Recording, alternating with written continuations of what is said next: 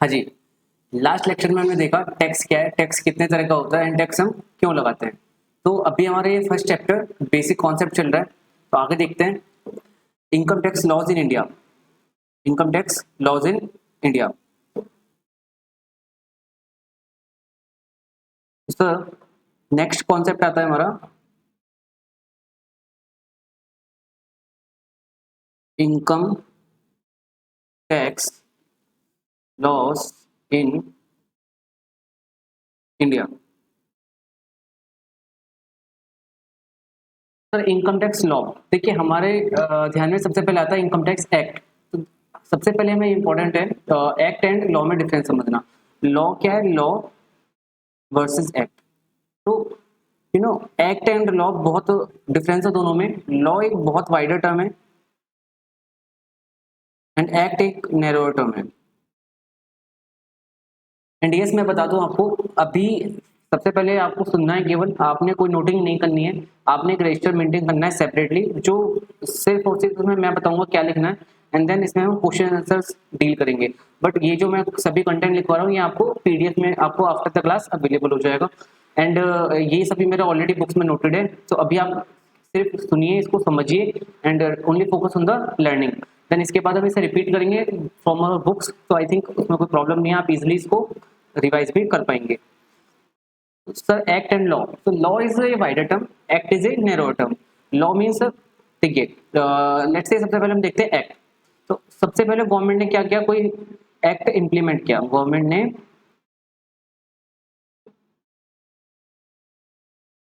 एक act implement किया। तो सर एक्ट में क्या होता है, कुछ प्रोविजंस होते हैं, यस प्रोविजंस होते हैं, आपने ये करना है, then multiple provisions are there, right. तो उन प्रोविजंस को इंप्लीमेंट करने के लिए, प्रैक्टिकली ग्राउंड रियलिटी में इंप्लीमेंट करने के लिए कुछ रूल्स बनाए जाते हैं, ठीक है। उन एक्ट के प्रोविजंस को इंप्लीमेंट करने के लिए आपको रूल्स बनाने पड़ते हैं और कुछ उसमें बाद में प्रॉब्लम्स आती है इंप्लीमेंटेशन में। स्टेक होल्डर्स की एडवाइसेस आती हैं, देन उनके कंसर्न्स ग्रीवेंसेस आते हैं, तो उनको एड्रेस करने के लिए भी टाइम टू टाइम आपको क्या करना पड़ता है, सबसे पहले आपको एक्ट के प्रोविजंस को इंप्लीमेंट करने के लिए क्या करना पड़ता है, रूल्स बनाने पड़ते हैं। देन आपको क्या करना पड़ता है, बाद में सर्कुलर्स एंड नोटिफिकेशंस एक्सेट्रा भी आपको लाना पड़ता है, राइट।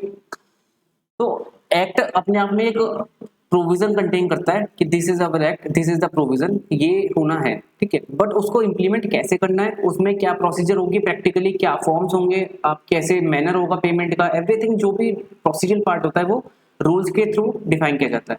तो जब ये सभी चीजें एक साथ मिल जाती हैं, act plus rules plus circulars and press release and I think notification, तो ये सभी क्या है, ये एक इनकम्प्लीट अपने आप में क्या होता है, ये एक लॉ कंप्लीट कर दिया, मतलब ये अपने आप में एक लॉ बन चुका है।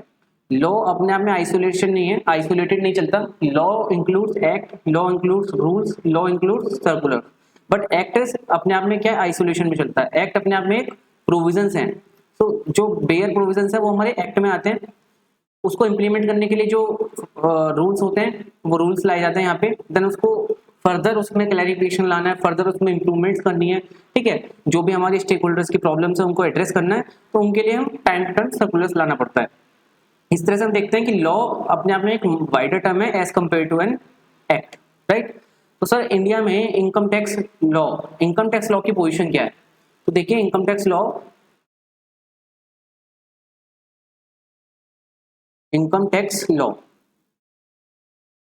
तो इनकम टैक्स लॉ में क्या क्या आता है, तो मैंने बताया जैसे आपको, सबसे पहले क्या आता है, इनकम टैक्स एक्ट आता है। सबसे पहले क्या आता है, एक्ट। और इंडिया में कौन सा एक्ट है, income tax act which is at present 1961। So income tax act 1961, sir सबसे पहले इंडिया में इनकम टैक्स एक्ट 1961 लाए। देखिए मैंने कल बताया था आपको पावर कहां से आई, इसको आर्टिकल 246 ने क्या दिया, इसको पावर दिया entry number 82 of union list ने। एंट्री नंबर 82 यूनियन लिस्ट ने बोला सेंट्रल गवर्नमेंट को कि यस आप इनकम टैक्स के मैटर्स में लॉ बना सकते हैं। इंडियन गवर्नमेंट ने income tax levy and collect करने के लिए इनकम टैक्स एक्ट बनाया, तो ये सबसे पहले क्या हुआ था जब India, obviously India was not independent then, उससे पहले इन ब्रिटिश टाइम 1918 में पहला एक्ट आया था, इनकम टैक्स एक्ट 1918, जो उसके बाद अमेंड होकर देन नया एक्ट आया 1922 एंड देर आफ्टर जब इंडिया इंडिपेंडेंट हो गया तो उसके बाद हमारा सबसे पहला एक्ट जो लाया गया 1961। तो आई थिंक हमारे लिए इतना रेलेवेंट नहीं है ये पास्ट हिस्ट्री, बट ये बताना जरूरी है। 1961 इज द एक्ट जो अभी हमारा तब से लेकर आज तक चल रहा है। ये 1961 का एक्ट एवरी ईयर क्या होता है, अमेंड होता है, एवरी ईयर अपडेट होता है, ठीक है। अभी देखते हैं 1961 में जो एक्ट आया है, एट प्रेजेंट इसमें 298 सेक्शंस हैं एंड 15 शेड्यूल्स हैं। तो सर शेड्यूल्स क्या होते हैं? शेड्यूल्स बेसिकली किसी भी एक्ट और किसी भी प्रोविजंस के रेफरेंस में आते हैं, ठीक है। वो उस जो एक्ट जो मैटर वो प्रोविजन कहना चाह रहा है वो मैटर मे बी वो लेंदी हो सकता है या इन फॉर्म ऑफ समथिंग एक डिटेल्ड हो सकता है, तो उसको एक शेड्यूल का फॉर्म, एक अनेक्सर का फॉर्म दे दिया जाता है एंड उसको रेफर कर दिया जाता है मेन प्रोविजन में, ठीक है। तो इस तरह से इनकम टैक्स के अंदर 15 शेड्यूल्स हैं हमारे और 298 सेक्शंस हैं। तो सर इनकम टैक्स एक्ट में और क्या है, इनकम टैक्स एक्ट तो देखते हैं हम जैसे मैंने बुक में लिखा है, आप देखेंगे जैसा है 298 सेक्शंस, तो 298 सेक्शंस यू नो सेक्शंस। अभी अब क्या होगा, अब जैसे जैसे हम आगे बढ़ेंगे आपको नए टर्म्स मिलेंगे। इनकम टैक्स एक्ट आप ऑलरेडी अपने फाउंडेशन क्लियर करके आए हैं, तो आपने देखा होगा Indian contract act, right, Indian contract act.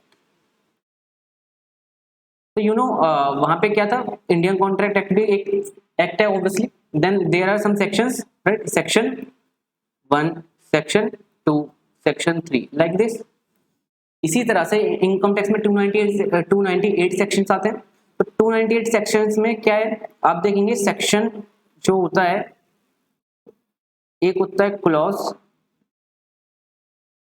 और एक होता है सबसेक्शन। इसका डिफरेंस हमें समझना बहुत जरूरी है, ये इंटरप्रिटेशन में बहुत हेल्प करता है, ठीक है। ये एक तरीका होता है पढ़ने का। देखिए आपको बहुत जगह आपने देखा होगा, let's say there is a section 12 subsection, let me take an another example. देखिए जब हम सेक्शन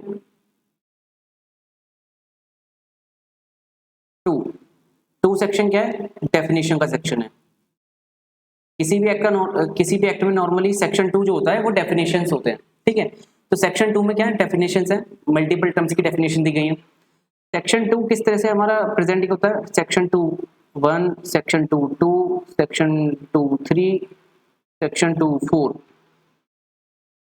और इस तरह से काफी आगे तक हम देखेंगे 248 तक भी जाता है, राइट।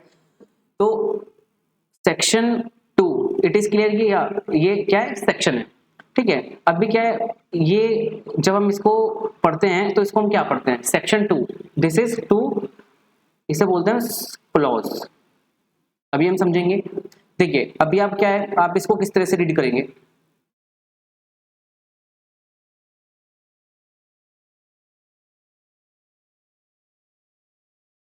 सेक्शन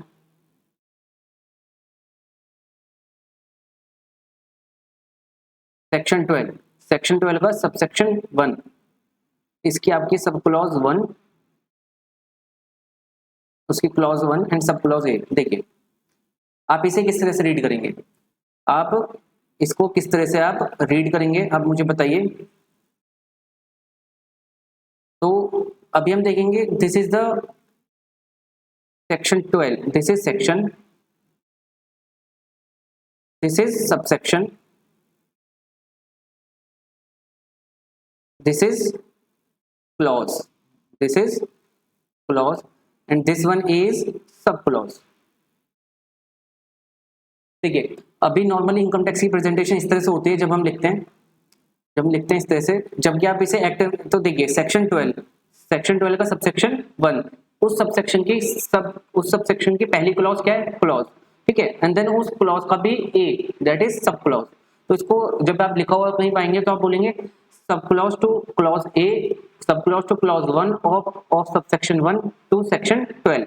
लेकिन यदि हम इसे in terms of mathematic terms लिखते हैं तो इसे हम इस तरह से प्रेजेंट करते हैं। तो देखा आपने कि ये इस तरह से पढ़ा जाता है, बट आप इसको क्या पढ़ेंगे, सेक्शन, जब हम लिखते हैं इसको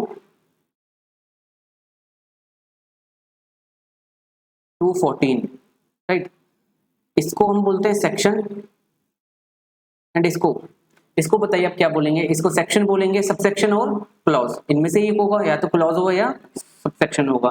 तो सर यहाँ पे ये सबसेक्शन नहीं है, सबसेक्शन नहीं है, दिस इज क्लॉज। तो सर ऐसा क्यों? आप एक जगह तो बोल रहे हैं कि सेक्शन के बाद आने वाला जो टर्म होता है वो सबसेक्शन होता है, बट यहाँ पे हम इसे सबसेक्शन नहीं बोल रहे हैं, इसको बोल रहे हैं क्लॉज। तो देखिए बेसिक टर्म्स हमें सबसे इंपॉर्टेंट है डिफरेंस समझना दोनों में। तो 214 let's say, and section 5(1), this is 5(2), this is 247, right, this is 2(1). तो सर देखिए इन दोनों में डिफरेंस क्या है, ये वाला एरिया होता है section plus clause, this is section plus clause, where as this is section plus subsection. इसको हम इस तरह से पढ़ते हैं। आप कहेंगे सर दोनों तो सेम है, दोनों में बस फर्क क्या है, ये सेक्शन 2 है, ये सेक्शन 5 है, बट देखिए ऐसा नहीं है। हमें इसमें इंटरप्रिटेशन इशू किस तरह से हम डील करते हैं, जब इसी सेक्शन की जो भी हमारी सबसेक्शन या क्लॉजेज हैं, सेक्शन के बाद आने वाले जितने भी उसके कंपोनेंट हैं, यदि वो डिफरेंट मीनिंग, डिफरेंट मतलब they are not linked to, they are not different and they are different in with each other, they are not linked, right, every part has different meaning, they are not linked to each other, तो उसे हम deal करते हैं, उसको हम clause, ठीक है। But जब सेक्शन के बाद वाला पार्ट, ये दोनों क्या होते हैं, लिंक होते हैं एक दूसरे से, ये क्या होते हैं, लिंक्ड होते हैं, या ये कहें कि सेक्शन का जो कंप्लीट मीनिंग होता है, सेक्शन 5 का जो एक तरह से कंप्लीट अंडरस्टैंडिंग है, वो दोनों सबसेक्शन को रीड आउट करने के बाद ही आप फाइनल आंसर कर पाते हैं। तो which is, this is called subsection, this is called subsection।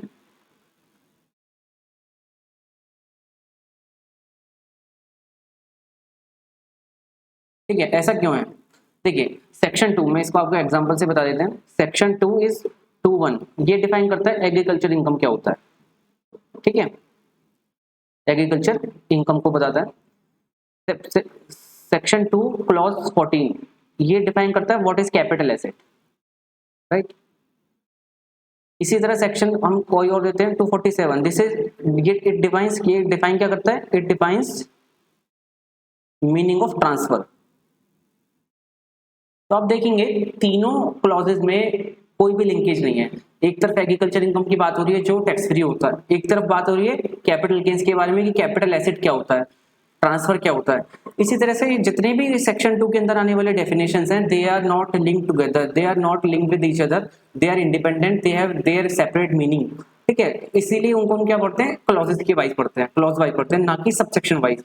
इसी तरह सेक्शन 5 का सबसेक्शन 1 स्कोप बताता है इनकम का, स्कोप ऑफ इनकम, राइट, जो रेजिडेंट की बात होती है, ठीक है, scope of income.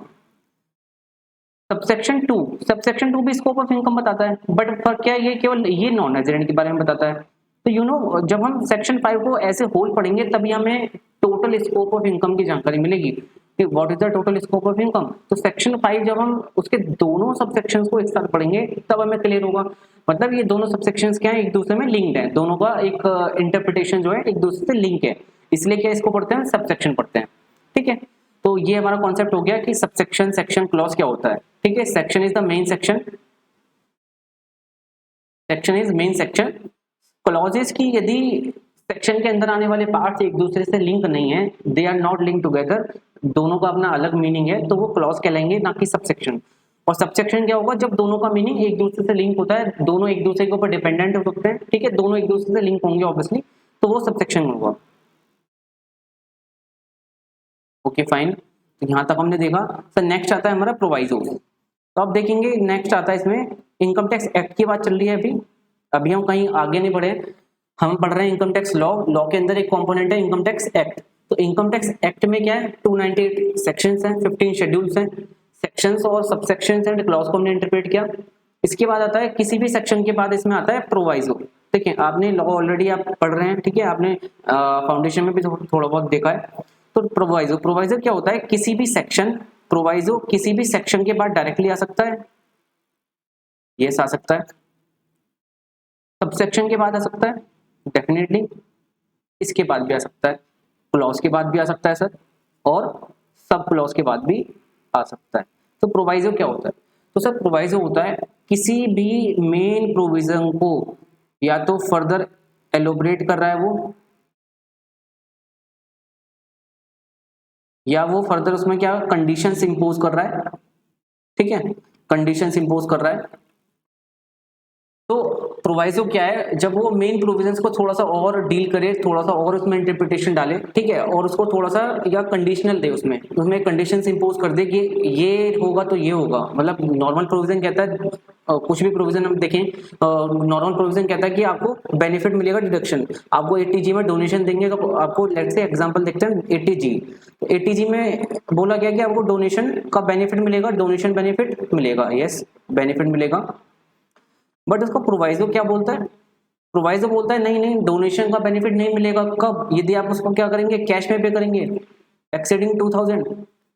It means provision, main provision था डोनेशन का बेनिफिट मिलना, बट प्रोवाइजो ने क्या किया, कंडीशन इंपोज कर दी कि आप कैश में 2000 से ज्यादा देंगे तो आपको नहीं मिलेगा। तो ये क्या है, प्रोवाइजो है, ठीक है। तो ये एक तरह से प्रोवाइजो आपका कंडीशन इंपोज करता है, normally it is conditional in nature, ठीक है। इसके बाद आता है एक्सप्लेनेशन, एक्सप्लेनेशन, एक्सप्लेनेशन बहुत इंपॉर्टेंट है आज के टाइम में, इसका इंटरप्रिटेशन पे ऑलरेडी काफी जजमेंट चलते हैं, काफी लिटिगेशन है इसमें। देखिए एक्सप्लेनेशन क्या है, आपने देखा पहला सेक्शन, तो सेक्शन है, आप देखेंगे कोई भी सेक्शन है, ठीक है, सेक्शन के नीचे सब सेक्शन आ गया, आपका एक सब सेक्शन आ गया, उसमें कुछ प्रोवाइजोज भी हैं, कुछ कंडीशंस इंपोज हैं ऑलरेडी। उसके बाद गवर्नमेंट बोलती है एक एक्सप्लेनेशन ए, क्या बोला, एक्सप्लेनेशन 1, तो एक्सप्लेनेशन 1 बोलते हैं। तो एक्सप्लेनेशन 1 क्या है, एक्सप्लेनेशन 1 इस सभी मैटर को एक फर्दर एक्सप्लेन कर रही है, फर्दर एक्सप्लेन कर रही है, या फर्दर क्या इसको एक तरह से एक्सटेंड कर रही है, फर्दर एक्सटेंड करती है। ये एक इसमें क्या हो सकता है, इट में include definition, definition of terms used in main provision,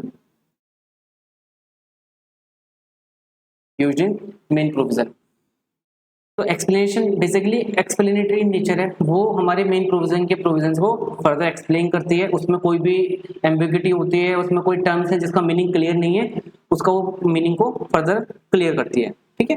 तो ये एक्सप्लेनेशन पर्टिकुलर सेक्शन के बाद हो सकती है, सब सेक्शन के लिए एप्लीकेबल हो सकती है, प्रोवाइजो के लिए सेपरेटली एप्लीकेबल हो सकती है, और as a whole complete section के लिए वो एप्लीकेबल हो सकती है, ठीक है। नेक्स्ट हम देखते हैं,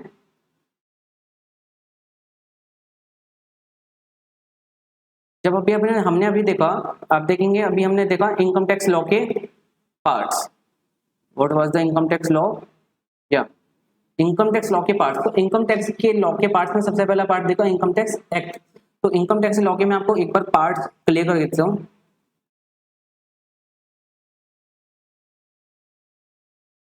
देखिए इनकम टैक्स लॉ,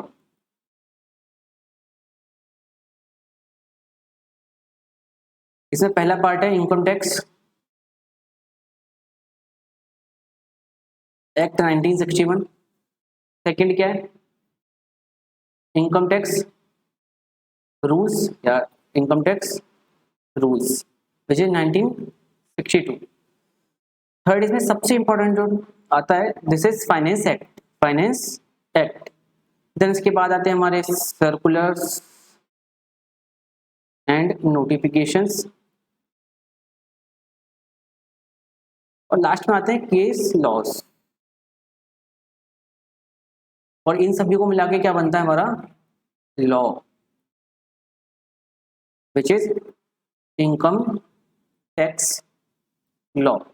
जब लॉ की बात होती है, लॉ की बात का मतलब केवल एक्ट से नहीं होता है, law includes rules, notification, circulars and finance act also. ठीक है, तो देखिए इनकम टैक्स रूल्स, तो इनकम टैक्स रूल्स मैंने जैसे बताया प्रोविजंस एक्ट में दिए गए हैं। ठीक है, प्रोविजंस एक्ट में दिए गए हैं, बट जब गवर्नमेंट उसको इम्प्लीमेंट करना चाहेगी तो उसको एक प्रोसीजर डेवलप करना होगा किसी भी चीज को इम्प्लीमेंट करने के लिए।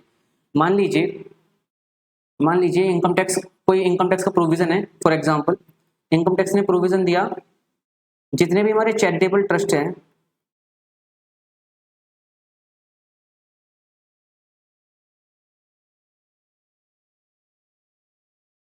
जितने भी हमारे चैरिटेबल ट्रस्ट हैं, ये क्या होते हैं, रिसीव करते हैं क्या, डोनेशन, राइट।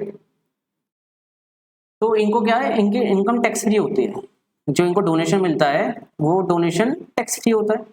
तो अभी गवर्नमेंट ने क्या किया, ये हमारा मान लीजिए सेक्शन 12 में, ये सेक्शन 11 एंड 12 में ये बात लिखी है कि चैरिटेबल ट्रस्ट को जो डोनेशन मिलता है वो टैक्स फ्री है। अभी क्या है, अब गवर्नमेंट ने क्या किया, एक प्रोविजन लाया कि आपको डोनेशन का बेनिफिट तभी मिलेगा जब आप इसको एक स्टेटमेंट ऑफ डोनेशन फाइल कर देंगे। स्टेटमेंट ऑफ डोनेशन आपको फाइल करना पड़ेगा। तो स्टेटमेंट ऑफ डोनेशन फाइल करना है मतलब जिससे पैसा आया उसका नाम, पता, उसका आईडी, कोई पैन नंबर, आधार नंबर, ठीक है, चेक से आया, कितना आया, वो सब आपको डिटेल देनी है गवर्नमेंट को, जिससे सामने वाले पर्सन को बेनिफिट मिल जाए। अब ये प्रोविजन है, अब इसको इम्प्लीमेंट करना है गवर्नमेंट को, इसको क्या करना है, इम्प्लीमेंट करना है। इस प्रोविजन को इम्प्लीमेंट करने के लिए गवर्नमेंट ने बोल तो दिया कि आपको स्टेटमेंट ऑफ डोनेशन फाइल करना है, बट डोनेशन का स्टेटमेंट फाइल करना कैसे, कौन सी वेबसाइट से करना है, ठीक है, कब करना है, ठीक है, किस फॉर्म में करना है, उसका फॉर्मेट क्या होगा, तो ये सब बातें कहाँ बताई हैं। तो इस सब बातों के लिए इन्होंने क्या किया, रूल इंप्लीमेंट किया। क्या रूल्स, ये क्या लाते हैं, ब्रिंग रूल्स। ठीक है, रूल्स के साथ, तो रूल्स में इन्होंने डिफाइन किया, हाँ इस तरह से आपको फाइल करना है। तो उन्होंने लेट्स से एग्जांपल के लिए जैसा हम देख रहे हैं इसमें, इन्होंने बोला फॉर्म 10 BD, फॉर्म 10 BD, इन्होंने बोला आप फॉर्म 10 BD भर दीजिए, आपका काम हो जाएगा। तो फॉर्म 10 BD क्या है, एक रूल का पार्ट है, ठीक है, obviously this is part of rule. तो रूल क्या बता रहा है, रूल बता रहा है आपने प्रोविजन जो था मेरा main statement of donation file करना है, बट वहां मैनर तो बताया नहीं था, रूल ने मैनर बताया कि आप फॉर्म 10 BD फाइल कर देंगे तो आपको कंप्लीट हो जाएगा। तो इसीलिए कहते हैं कि rules are the integral part of the act first. And rules कभी भी क्या होता है, नॉर्मली रूल्स ओवरराइड नहीं कर सकते, rule can not override the provision of act. देखिए एक्ट ज्यादा पावरफुल है या रूल पावरफुल है, एक्ट पावरफुल है या रूल पावरफुल है, तो this is act, act is the powerful. Act में जो बात लिखी है रूल उसी दिशा में रूल बनेगा, ठीक है, रूल उसी को कंप्लाई करेगा, रूल उसके बियॉन्ड नहीं जाएगा। मान लीजिए एक्ट ने कुछ कहा और रूल कुछ और बोल रहा है, तो वो कॉन्ट्राडिक्टरी हो गया, वो सही नहीं है। ठीक है, फर्दर रूल्स, हमारे इनकम टैक्स रूल्स साथ के साथ अपडेट होते हैं, इनकम टैक्स रूल्स भी हमारे क्या होते हैं, टाइम टू टाइम अपडेट होते हैं। जब जब कोई प्रॉब्लम आती है, जब जब कोई नया प्रोविजन आता है तो उसके साथ उसका रूल भी लाया जाता है ताकि उसको इजीली इंप्लीमेंट किया जा सके, राइट। तो हमने अभी इनकम टैक्स एक्ट देखा, देन हमने इनकम टैक्स रूल देखा। अब आते हैं सबसे इंपॉर्टेंट थिंग, तो सबसे इंपॉर्टेंट मैटर क्या है, you will see finance act. तो सर फाइनेंस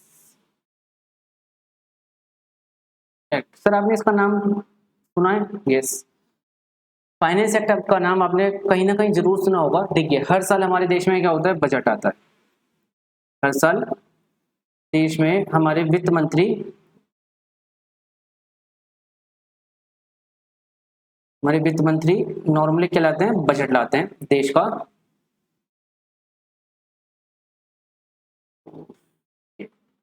वित्त मंत्री क्या लाते हैं, देश का बजट लाते हैं।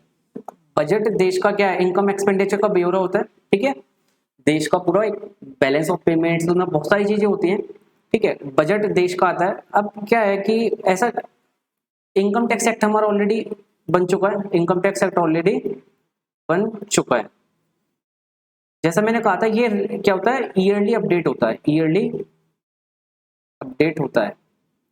और ईयरली अपडेट करने का जो सबसे मेन सोर्स होता है इसमें, वो होता है हमारा फाइनेंस एक्ट। तो सर आप बोलेंगे फाइनेंस एक्ट हर बार क्यों आता है? सबसे पहला क्वेश्चन, फाइनेंस एक्ट मतलब साल में दो दो बार आ सकता है क्या, या 2 साल में एक बार आ सकता है क्या, या 3 साल में एक बार आता है, बट ये हर साल क्यों आता है? देखिए देखिए इसके लिए हमें थोड़ा सा कॉन्स्टिट्यूशन लॉ में हम देखेंगे इसको, थोड़ा सा हम हटके जाएंगे और देखेंगे पीछे हिस्ट्री में, देखते हैं इसके बैकग्राउंड में चल क्या रहा है। देखिए जैसे नॉर्मली आपने देखा ना, कंपनी चलाने के लिए कुछ रूल्स हैं। कंपनी चलाने के लिए जैसा बोला है कंपनी लॉ ने कि बोर्ड ऑफ डायरेक्टर्स को साल में 4 मीटिंग करना जरूरी है जी। तो 4 मीटिंग कर रहे हैं तभी तो कंपनी चल रही है, ठीक है। उन्होंने बोला कि आप 4 बार मीट तो करो, डिसीजन तो लो, ठीक है। इसी तरह जो हमारी कंट्री है इंडिया, इंडिया को चलाने के लिए गवर्नमेंट को क्या है, गवर्नमेंट को टाइम टू टाइम क्या करना पड़ता है, कुछ एक्शंस हैं जो टाइम टू टाइम उसको लेने, डिसीजंस लेने और उनको इम्प्लीमेंट करना होता है। मतलब एक टाइम बाउंड मैनर में होता है, इम्प्लीमेंटेशन भी इसका करना होता है, वो भी टाइम बाउंड मैनर में। मतलब ये नहीं है गवर्नमेंट की बिल पे कि आज आज मन नहीं है कल करेंगे, या 2 महीने बाद डेफर कर दिया, नॉर्मली ऐसा नहीं है। इस चीज के लिए ये गवर्नमेंट को कौन मैंडेटरी कर रहा है? देखिए देखिए इंडिया जो चलता है वो कॉन्स्टिट्यूशन से चलता है। इंडिया किससे चलता है? हमारे देश के कॉन्स्टिट्यूशन से चलता है, कॉन्स्टिट्यूशन से चलता है। तो इंडिया में जो लॉ मेकिंग प्रोसेस है, इंडिया की जो लॉ मेकिंग प्रोसेस है, उसे हमें थोड़ा सा समझना पड़ेगा फाइनेंस एक्ट को समझने के लिए, ठीक है। फाइनेंस एक्ट को समझने के लिए कि फाइनेंस एक्ट हर बार क्यों आता है, finance act income tax amendment क्यों लाता है, ठीक है। उस चीज को समझने के लिए हमें सबसे पहले ये लॉ मेकिंग प्रोसेस को जानना बहुत जरूरी है। कॉन्स्टिट्यूशन, जैसे मैंने बताया, कॉन्स्टिट्यूशन पावर देता है किसी भी लॉ को बनाने के लिए, ठीक है, ऑलरेडी हम देख चुके हैं। तो गवर्नमेंट को टाइम टू टाइम डिसीजन भी लेने, ठीक है, वो हमारा कॉन्स्टिट्यूशन उसको पावर दे रहा है। तो इंडिया में क्या लॉ मेकिंग प्रोसेस के लिए क्या होता है, सबसे पहले क्या होता है, बिल आता है, जिसे हम बोलते हैं ड्राफ्ट बिल, ठीक है। कोई भी गवर्नमेंट जब प्रपोजल लाती है किसी भी मैटर पर, तो उसके लिए सबसे पहले उसको बिल लाना पड़ता है। ऐसा नहीं है कि वो अपनी मर्जी से कोई भी चीज है फाइनल लाती है और फाइनल वो इम्प्लीमेंट करती है, ऐसा नहीं होता। यहाँ डेमोक्रेसी है, यहाँ विपक्षों भी सुनना है, पक्षों भी सुनना है, ठीक है। तो सबसे पहले बिल आता है, बिल आता है हमारी पार्लियामेंट में। मैं आपको बहुत नॉर्मल प्रोसीजर बता रहा हूँ, ठीक है, ये सभी बिल्स में लागू नहीं होती, बट या कॉमनली प्रोसेस यही है। बिल पार्लियामेंट में पेश होता है। बिल पार्लियामेंट में हमारे 2 हाउसेज हैं, upper house and lower house, ठीक है। Upper house and lower house में दोनों में क्या होता है, बिल पे डिस्कशन होता है, चर्चा होती है, बिल पे डिस्कशन होता है, डिस्कशन होती है। और इसके बाद इसमें क्या होता है, मॉडिफिकेशन या अमेंडमेंट्स कर दिए जाते हैं। इस बिल में थोड़े से अमेंडमेंट्स ला दिए जाते हैं और अमेंडमेंट्स के बाद ये बिल आगे जाता है। आगे किसके पास जाएगा? अल्टीमेटली आता है हमारे प्रेसिडेंट साहिब के पास। प्रेसिडेंट के पास जब आता है ये, तो प्रेसिडेंट के पास जैसे ही प्रेसिडेंट इस पे क्या करता है, साइन करता है, अपनी मोहर लगाता है, और ये इमीडिएटली क्या बन जाता है, एक्ट बन जाता है। ये एक नॉर्मल प्रोसेस है, नॉर्मल प्रोसेस है कानून बनने की। देखिए सबसे पहले बिल लाती है गवर्नमेंट, ठीक है, कच्चा बिल लाती है, उसमें उन्होंने बोला हम ये करने वाले हैं यार, ठीक है। जैसे अभी आपने देखा हो, ऑब्वियसली मोदी गवर्नमेंट में ऑलरेडी इतने बिल्स कंट्रोवर्सी में रहे हैं, लाइक ट्रिपल तलाक का आप देखेंगे, ठीक है। तो ट्रिपल तलाक का बिल नॉर्मल एक प्रोसीजर है, मैं आपको एक्सप्लेन कर रहा हूँ जस्ट फॉर एग्जांपल। बिल आया, बिल पे चर्चा हुई, बहुत बहस हुई दोनों पक्ष विपक्ष में। दोनों पक्ष विपक्ष में बहस होने के बाद फाइनली डिसाइड हुआ कि ठीक है, इस पे वोटिंग हुई, ठीक है। वोटिंग होने के बाद इसमें कुछ चेंजेस लाए गए, चेंजेस लाने के बाद इसमें वोटिंग हुई, वोटिंग होने के बाद ये पास हो गया दोनों हाउसेस से, और पास होने के बाद ये प्रेसिडेंट के पास गया और उसके बाद ये एक्ट बन गया। इसी तरह हमारा बिल्कुल सेम मैनर में हम देखेंगे हमारा फाइनेंस बिल बनता है। सेम मैनर में क्या होता है हमारा फाइनेंस बिल, फाइनेंस बिल। तो इससे पहले समझते हैं सर फाइनेंस बिल होता क्या है। देखिए, और ये एनुअली लाते हैं, ऑब्वियसली लाते हैं एनुअली। तो देखिए इंडिया में नॉर्मली क्या होते हैं, types of bill, types of bill. तो आप देखेंगे टाइप्स ऑफ बिल में सबसे पहले होते हैं ऑर्डिनरी बिल।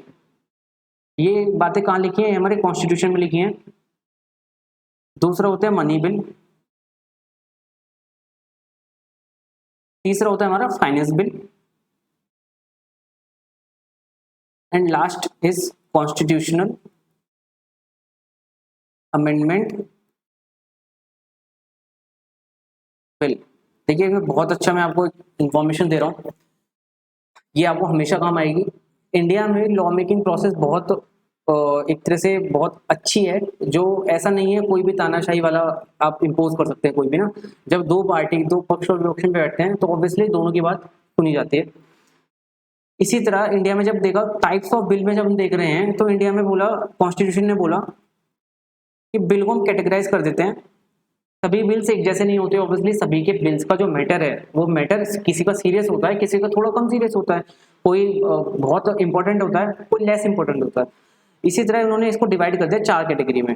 ऑर्डिनरी बिल होते हैं, नॉर्मल मैटर्स में हमारे जो पूरे देश में चलते हैं वो नॉर्मल मैटर्स हमारे सारे इस बिल के थ्रू आते हैं, ठीक है। तो ये बिल जो हमारा होता है नॉर्मल मैटर्स में डील करता है।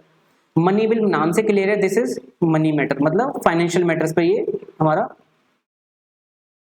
बिल डील करता है, ठीक है। जितने हमारे फाइनेंस से रिलेटेड हमारे बिल्स आते हैं वो सब मनी बिल होते हैं नॉर्मली।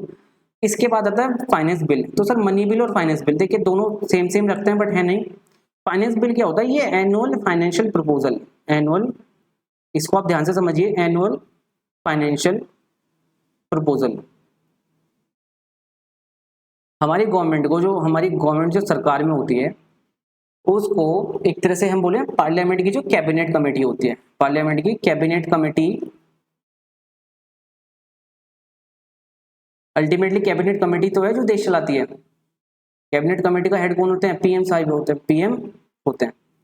तो कैबिनेट कमेटी जो है अल्टीमेटली क्या है, एनुअल, उन्हें क्या करना होता है, एनुअल फाइनेंशियल प्रपोजल हमारी गवर्नमेंट को क्या करना होता है, पेश करना होता है हर साल। हमारे गवर्नमेंट को एनुअल फाइनेंशियल प्रपोजल पेश करना होता है। एनुअल फाइनेंशियल प्रपोजल का मतलब है आने वाले साल में फाइनेंस में हमारे देश का बजट क्या होगा, मतलब हमारे देश में वित्तीय स्थिति कैसी रहेगी, क्या फाइनेंस के प्रोविजंस रहेंगे, ठीक है, क्या टैक्स मैटर्स होंगे, ठीक है, कितना जो भी हमारे बैलेंस ऑफ पेमेंट्स हैं उसकी एक तरह से सरकार की बैलेंस शीट। तो ये क्या हमारे एनुअल फाइनेंशियल प्रपोजल एनुअली आता है। ये देखिए नाम से क्लियर है, दिस इज एनुअल, ये हर साल आना ही आना है। गवर्नमेंट के ऑब्लिगेशन है, आपको एनुअल फाइनेंशियल प्रपोजल देश के सामने रखने ही होंगे। तो इसीलिए क्या फाइनेंस बिल हमारा हर साल आता है, सबसे इंपॉर्टेंट। और एक फोर्थ बिल है कॉन्स्टिट्यूशनल अमेंडमेंट बिल। देखिए जब कॉन्स्टिट्यूशन को ही अमेंड करना चाहे कोई तो एक बिल उसको स्पेशल कैटेगरी बोला है, और इसकी प्रोसेस इस तरह की नहीं होती है, ये बिल पास होने की प्रोसेस भी सेपरेट है, ठीक है। इसमें एक तरह से वोटिंग परसेंटेज भी अलग होता है। तो कॉन्स्टिट्यूशन अमेंडमेंट बिल कुछ नहीं है, दिस इज टाइप ऑफ कि कॉन्स्टिट्यूशन को ही अमेंड करना है तो आपको ये बिल लाया जाता है। तो अब हमने देखा फाइनेंस बिल। देखिए फाइनेंस बिल, अब हमने देखा फाइनेंस बिल। फाइनेंस बिल क्या है, एनुअल फाइनेंशियल प्रपोजल है। बिल आया, बिल पार्लियामेंट में पेश होता है, इस पे डिस्कशन होता है, वोटिंग होती है, फिर इसमें कुछ चेंजेस ला दिए जाते हैं, और चेंजेस के बाद ये sent to president, sent to president. और प्रेसिडेंट के सेंड करने के बाद इसमें क्या होता है, प्रेसिडेंट की क्या होता है, साइन या एसेंट हो जाता है प्रेसिडेंट की, और इसके बाद ये क्या हो जाता है, फाइनेंस एक्ट बन जाता है। इसके बाद क्या बन जाता है, ये फाइनेंस एक्ट बन जाता है। तो बिल से एक्ट बनने की प्रोसेस आपने देख लिया, इसी तरह फाइनेंस बिल से फाइनेंस एक्ट बनने की प्रोसेस आपने देख लिया। तो फाइनेंस एक्ट, तो सर फाइनेंस एक्ट में होता क्या है, अभी सबसे इंपॉर्टेंट तो यही है ना, फाइनेंस एक्ट हमने देख लिया फाइनेंस एक्ट बनता कैसे है, बट फाइनेंस एक्ट में होता क्या है। तो फाइनेंस एक्ट में आप देखेंगे, देखिए फाइनेंस एक्ट जब आता है वो इंडिया के जो मेजर टैक्स लॉज हैं उनमें कुछ ना कुछ चेंजेस लाता है, और डेफिनेटली इनकम टैक्स में चेंजेस आने ही आने होते हैं, क्योंकि ये एनुअल फाइनेंशियल प्रपोजल है। एनुअली उसको जो फाइनेंस में गवर्नमेंट को जो फंड्स कलेक्ट करने हैं, एक्सपेंडिचर्स करने हैं, तो उससे रिलेटेड उसको जो टैक्स में चेंजेस करने पड़ते हैं वो सभी चीजें उसमें डील करता है। तो फाइनेंस एक्ट में नॉर्मली इनकम टैक्स एक्ट से रिलेटेड चेंजेस होते हैं, इनकम टैक्स चेंजेस आते हैं। आजकल इसमें जीएसटी में भी चेंजेस आते हैं, ठीक है। अदर मैनी एक्ट्स हैं, आप कभी कभी देखेंगे कंपनीज एक्ट में भी फाइनेंस एक्ट के थ्रू चेंजेस आते हैं, और अदर एक्ट्स भी हैं जिसमें हमारे फाइनेंस एक्ट के थ्रू चेंजेस लाए जाते हैं। और ये क्या होता है, एवरी ईयर की ये प्रोसेस हो गई है, एवरी ईयर। तो सर फाइनेंस एक्ट से इनकम टैक्स में चेंजेस आते हैं, यस इनकम टैक्स में चेंजेस आते हैं हर साल, जैसे हम बोलते हैं बजट आ गया, फाइनेंस बिल चेंज हो गया। तो फाइनेंस एक्ट से जो इनकम टैक्स में चेंजेस आते हैं सर, तो फाइनेंस एक्ट में 4 पार्ट होते हैं, part 1, part 2, part 3 and part 4। तो पार्ट 1, पार्ट 2, पार्ट 3, पार्ट 4 ये फाइनेंस एक्ट का एक फॉर्म है, ठीक है। फाइनेंस एक्ट का क्लासिफिकेशन है। फाइनेंस एक्ट 4 पार्ट कंटेन करता है, जिसमें सबसे पहले होते हैं हमारे टैक्स रेट्स। क्या होते हैं? इनकम टैक्स के रेट्स होते हैं। सेकंड पार्ट में होते हैं TDS rates, other than salary. इसमें होते हैं TDS rates, salary, right. And आप फोर्थ देखेंगे इसमें आगे। फोर्थ क्या कहता है, देखिए आप देख पा रहे हैं,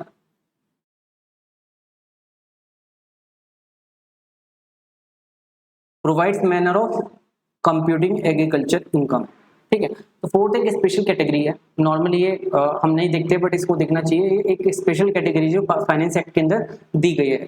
this is computing agriculture income. इसका क्या मैनर बताया जाता है। तो सर फाइनेंस एक्ट के 4 पार्ट हमने देख लिए, फाइनेंस एक्ट के 4 पार्ट हमने देख लिए। मैं इसको प्रैक्टिकल भी आपको दिखा दूंगा इस साल का फाइनेंस एक्ट, ठीक है। तो फाइनेंस एक्ट हमने आई थिंक कंप्लीटली कवर कर लिया है। आपको टाइप्स ऑफ बिल बता दिए, फाइनेंस एक्ट कैसे बनता है, फाइनेंस एक्ट ना बिल से कैसे बनता है, एक्ट कैसे बनता है। फाइनेंस एक्ट में इंपॉर्टेंस क्या होता है, फाइनेंस एक्ट में चेंजेस लाए जाते हैं, इनकम टैक्स में, कंपनीज एक्ट में, जीएसटी में और अदर मैनी लॉज हैं जहाँ वो छोटे छोटे चेंजेस लाए जाते हैं। तो फाइनेंस एक्ट हमारे इनकम टैक्स का एक बहुत इंपॉर्टेंट पार्ट बन जाता है, इनकम टैक्स लॉ का। क्यों? क्योंकि ये finance act income tax act में, आईटी एक्ट में चेंजेस ला रहा है। और आईटी एक्ट में यदि कोई चीज चेंज हो रही है तो ऑब्वियसली ये इन एंटायरिटी इनकम टैक्स लॉ का पार्ट बना नहीं बना। तो इनकम टैक्स लॉ मैंने अगेन बताया, लॉ एक वाइडर टर्म है। लॉ एक तरह से फेंसिंग कर लेता है इन सभी चारों पांचों चीजों को, जिसमें हमारा एक्ट हो जाता है, जिसमें हमारा रूल्स हो जाते हैं, ठीक है, जिसमें हमारे सर्कुलर्स हैं, नोटिफिकेशंस हैं। तो ये सभी चीजें हमारे क्या बन जाते हैं, इन ऑल क्या बन जाता है, लॉ, राइट। फाइनेंस एक्ट हमने देख लिया। अभी हम देखते हैं बाकी 2 चीजें और बचती हैं हमारे सामने। This is fourth item which is circulars. Sir circulars क्या है? देखिए एक्ट हमारा इंप्लीमेंट हुआ, एक्ट इंप्लीमेंट होने के बाद जब वो प्रैक्टिकली लोगों ने उसको अप्लाई किया, देश में सीए बैठे हैं, सीएस हैं, ठीक है, ये लोग क्या करते हैं, ये टैक्स पेयर्स को क्या करते हैं, हेल्प करते हैं, असिस्ट करते हैं, ठीक है, टैक्स पेयर्स को असिस्ट करते हैं। टैक्स पेयर में देखेंगे, अभी हम देखेंगे इंडिविजुअल्स आते हैं, कंपनीज होती हैं, ठीक है, सभी लोग क्या होते हैं, टैक्स पेयर्स। तो टैक्स पेयर्स को जब ये असिस्ट करते हैं तो प्रैक्टिकली क्या होता है, कुछ डिफिकल्टीज आती हैं। प्रैक्टिकली क्या होता है, डिफिकल्टीज फेस होती हैं।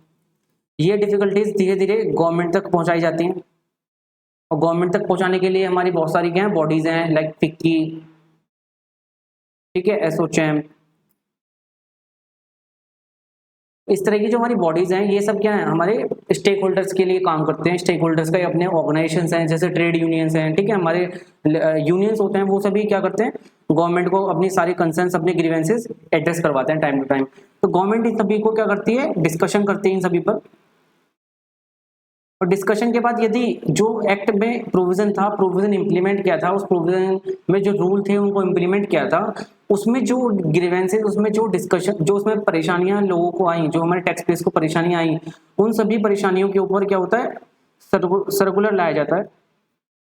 उस सर्कुलर से गवर्नमेंट क्या करना चाह रही है, या तो कोई क्लैरिफिकेशन दे रही है, जो टैक्स पेयर्स को प्रॉब्लम है, मे बी कोई इंटरप्रिटेशन इशू है, ठीक है, तो वो टैक्स पेयर को क्या किया जा रहा है, उसको क्लैरिफाई किया जा रहा है। ऐसे इंटरप्रिटेशन है, हमारी इंटरप्रिटेशनल इशू है कोई, उसको हम डील करते हैं सर्कुलर्स में, ठीक है। सर्कुलर्स में क्या होता है, टाइम लिमिट भी एक्सटेंड कर दी जाती है। कोई प्रोविजन है जो अभी लेट से अभी 30 जून से अप्लाई होना था, बट वो नहीं हो पा रहा है किसी वजह से, जेन्युइन प्रॉब्लम है, कोविड चल रहा है, इस वजह से उसको क्या करते हैं, टाइम एक्सटेंड कर दिया। तो उसमें भी हम क्या करते हैं, कई बार सर्कुलर देखने को मिलता है, मैं अभी आपको दिखाऊंगा प्रैक्टिकली वेबसाइट से। तो इस तरह से सर्कुलर्स, जो हमारे 3-4 मेन ऑब्जेक्टिव्स हैं सर्कुलर्स के, ठीक है। सर्कुलर्स बेसिकली क्या होता है, हमारे जितने भी स्टेक होल्डर्स हैं उनके ग्रीवेंसेस को एड्रेस करता है सर्कुलर, जो हमारे time to time practical implementation में आने वाली जो डिफिकल्टीज हैं उन सभी को एड्रेस करता है। और इसके बाद आता है लास्ट आइटम, नोटिफिकेशन। देखिए ये भी बहुत इंपॉर्टेंट है, इसको समझना जरूरी है। नोटिफिकेशन, तो सर अभी हमने देखा नोटिफाई नोटिफाई हम बहुत सुनते हैं, नोटिफिकेशन नोटिफिकेशन, हमेशा नोटिफिकेशन है, बट ये ऑब्वियसली सोशल मीडिया वाले नोटिफिकेशन नहीं है, ठीक है, ये उनसे थोड़ा बच के रहें, आप स्टूडेंट हैं, पढ़ाई में ध्यान लगाना है। नोटिफिकेशन क्या है, देखिए मैंने बताया लॉ बनाने की जो प्रोसेस है वो किसके पास होती है, लॉ बनाने की पावर किसके पास होती है, लॉ बनाने की पावर होती है हमारी देश की पार्लियामेंट के पास, देश की पार्लियामेंट के पास। पार्लियामेंट और एक होता है हमारा स्टेट लेजिस्लेचर, मतलब दोनों। स्टेट गवर्नमेंट के भी तो मैंने बताया था ना कुछ आपके मैटर्स होते हैं जिन पे स्टेट ही लॉ बना सकता है, तो स्टेट लॉ बना सकता है और पार्लियामेंट लॉ बना सकती है। तो इन दोनों के पास क्या है, लॉ बनाने की पावर है। होता क्या है, अभी इन्होंने कोई इनकम टैक्स एक्ट बनाया हुआ है, इस एक्ट में थोड़ा सा चेंज करना है ड्यूरिंग द ईयर, ठीक है, some change required, some change required.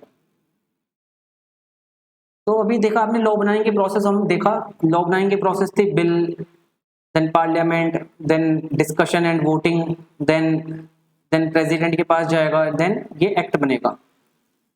इसी तरह से यदि कोई चेंज भी करोगे तो ऑब्वियसली आप चेंज इसी प्रोसेस से लाना पड़ेगा आपको, पहले आप उस चेंज का बिल लाओगे, बिल के बाद सारी प्रोसेस फॉलो करोगे एंड लास्ट में आगे वो फाइनली एक्ट के अंदर जाके ऐड हो जाएगा। इस इतनी लंबी प्रोसेस, टाइम कंज्यूमिंग प्रोसेस से बचने के लिए, हमारे देश के रिसोर्सेज को बचाने के लिए क्या हुआ है, डेलीगेटरी पावर होती है, ठीक है, डेलीगेशन हो जाता है किसका, पावर्स का। तो क्या किया पार्लियामेंट ने, जब इनकम टैक्स एक्ट बनाया, पार्लियामेंट ने इनकम टैक्स एक्ट बनाया, तो एक्ट जब बनाया तो उन्होंने क्या किया, power to make law to some extent, to some extent, इन्होंने किसको दे दी, सीबीडीटी, सीबीडीटी को दे दी। सीबीडीटी क्या है, हमारे जो इनकम टैक्स को क्या करता है, एडमिनिस्टर करता है, इनकम टैक्स को एडमिनिस्टर द आईटी एक्ट, ठीक है। इसको भी हम आगे देखते हैं सीबीडीटी क्या है, इसकी पूरी हायरार्की क्या है। इनकम टैक्स एक्ट में कोई चेंज लाना है, छोटा सा चेंज हो चाहे वो एक प्रोसेस के थ्रू आएगा, which is law making process. Law making process थोड़ी सी लंबी है, ठीक है, टाइम कंज्यूमिंग है, देश के पास इतना टाइम नहीं है कि वो इन छोटे छोटे चेंजेस को डील करे इस तरह से। तो उन्होंने क्या किया, उस एक्ट के अंदर ही कुछ पावर्स दे दी सीबीडीटी को, जो उसकी एपेक्स बॉडी है, किसकी, एक्ट को जो एडमिनिस्टर करता है उसकी जो रेगुलेटरी अथॉरिटी है, उसको पावर देते हैं कि आप ही अपने इंटरनली इसमें चेंजेस ला सकते हैं। मतलब आप नोटिफिकेशन लाइए, नोटिफिकेशन में आप जो लाएंगे वो एक्ट बन जाएगा। तो इस तरह से हमारा क्या होता है, सीबीडीटी क्या करता है, एक तरह से CBDT has now power of making law, कह सकते हैं, राइट, कह सकते हैं, ठीक है। तो पार्लियामेंट बनाती है लॉ एक तरह से, और सीबीडीटी भी बनाती है। तो सीबीडीटी एक्ट में भी चेंज लाती है नोटिफिकेशन से, और रूल में भी चेंज लाती है नोटिफिकेशन से, ठीक है। जब कोई प्रोविजन आया, उन्होंने कोई नया नोटिफिकेशन इश्यू किया, आज से ये लागू है जी, ठीक है, तो उसके साथ साथ उसका रूल भी तो लाना पड़ेगा, यदि कोई है, मतलब रूल्स में उसको नीड है तो रूल्स में उसको लाना पड़ेगा। तो सीबीडीटी के पास दोनों पावर है, रूल बनाने की भी और एक्ट बनाने की भी। तो इस तरह से हमने देखा notification, circulars, finance act, income tax rules as well as income tax act, right. अभी समझते हैं टैक्स किस मिनिस्ट्री में आता है हमारा। देखिए मिनिस्ट्री ऑफ व्हाट, आप बताइए, मिनिस्ट्री ऑफ व्हाट, देश में इतनी सारे मिनिस्ट्री हैं, आप देखते हैं रेल मंत्री, हाँ, कृषि मंत्री, कोयला मंत्री, और दुनिया भर के मंत्री हैं, बट टैक्स का मंत्री कौन है, टैक्स का मिनिस्टर कौन है, टैक्स का मंत्री है हमारे फाइनेंस मिनिस्टर। तो ministry of finance is the ministry जिसमें हमारे जितने भी टैक्स, रेवेन्यू, एक्सपेंडिचर्स, देश का फाइनेंस, देखिए नाम से क्लियर है, देश का फाइनेंस हमारा जिस मिनिस्ट्री को हैंडल करना है वो कहलाती है मिनिस्ट्री ऑफ फाइनेंस। तो मिनिस्ट्री ऑफ फाइनेंस में क्या होता है, इसमें इन्हें बोलते हैं, जिसमें क्या बोला गया है, इसमें कुछ क्या बोला है, डिपार्टमेंट्स हैं। देखिए मिनिस्ट्री अपने आप में क्या है, एक कंप्लीट बॉडी है ना, मिनिस्ट्री में सभी चीजें आ गई, उसके सभी फंक्शंस, चाहे वो इनकम हो, चाहे इन्वेस्टमेंट्स हो, चाहे वो एक्सपेंडिचर्स हो, चाहे वो सोशल वेलफेयर हो, ठीक है। अब मिनिस्ट्री ऑफ फाइनेंस के पार्ट्स देखिए, मिनिस्ट्री ऑफ फाइनेंस के पार्ट्स आते हैं, इसमें डिपार्टमेंट आते हैं, डिपार्टमेंट ऑफ रिवेन्यू सबसे पहला डिपार्टमेंट। फाइनेंस में और क्या होता है, डिपार्टमेंट ऑफ एक्सपेंडिचर। और क्या हो सकता है सर, डिपार्टमेंट ऑफ इन्वेस्टमेंट्स भी हो सकता है, राइट। और क्या हो सकता है सर, ठीक है। और अभी हम देखते हैं, हम देखिए मैं आपको दिखाता हूँ, डिपार्टमेंट ऑफ इकोनॉमिक अफेयर्स है, डिपार्टमेंट ऑफ फाइनेंशियल सर्विस है, डिपार्टमेंट ऑफ पब्लिक एंटरप्राइज है, ठीक है। डिपार्टमेंट ऑफ इकोनॉमिक अफेयर्स, ठीक है, पब्लिक एंटरप्राइजेस, और इस तरह से हमारे 6 इसमें डिपार्टमेंट देखने को मिलेंगे आपको। बट हमारे काम का कौन सा है सर, अब बताइए टैक्स कहाँ फॉल करेगा, टैक्स रिवेन्यू में फॉल करेगा, एक्सपेंडिचर में फॉल करेगा, इन्वेस्टमेंट्स में होगा, किस में होगा। ऑब्वियसली मैंने कल आपको बताया था टैक्स रिवेन्यू में फॉल करेगा। कल मैंने आपको बताया था tax is the source of revenue to the government, source of revenue, tax is the source of revenue. Tax government collect कर रही है ना, तो गवर्नमेंट के लिए क्या है, वो रिवेन्यू है। तो टैक्स जो फॉल करता है हमारे डिपार्टमेंट ऑफ रिवेन्यू में करता है, ठीक है। तो अभी आप देखेंगे डिपार्टमेंट ऑफ रिवेन्यू में जब हम आगे बढ़ते हैं, डिपार्टमेंट के भी पार्ट्स हैं, राइट। अब रिवेन्यू के टाइप्स है ना, रिवेन्यू एक तो नहीं है, डिपार्टमेंट का रिवेन्यू कितना है, देश का रिवेन्यू तो अलग अलग कैटेगरी का है ना।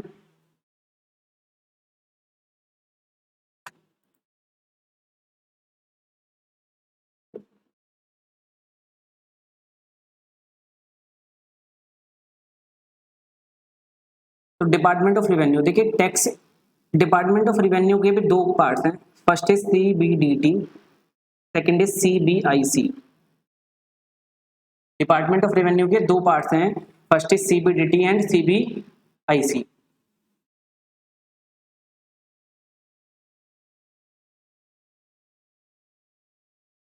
तो CBDT प्लस CBIC। तो सर CBDT और CBIC क्या है, ये डिपार्टमेंट ऑफ रिवेन्यू के अंडर में आते हैं। हमारे पास 2 तरह का रिवेन्यू है, डायरेक्ट टैक्सेस, इनडायरेक्ट टैक्सेस। तो डायरेक्ट टैक्सेस किस में फॉल करेंगे, central board of direct taxes. Central मतलब 2 क्या ये एडमिनिस्ट्रेशन बॉडीज हैं, 2 एडमिनिस्ट्रेशन बॉडीज हैं, central board of direct taxes, this is central board of indirect taxes and customs, indirect taxes and customs, right. तो central board of direct taxes में क्या आता है, हमारा डायरेक्ट टैक्स आता है, और इसमें क्या आता है, इनडायरेक्ट टैक्स आता है।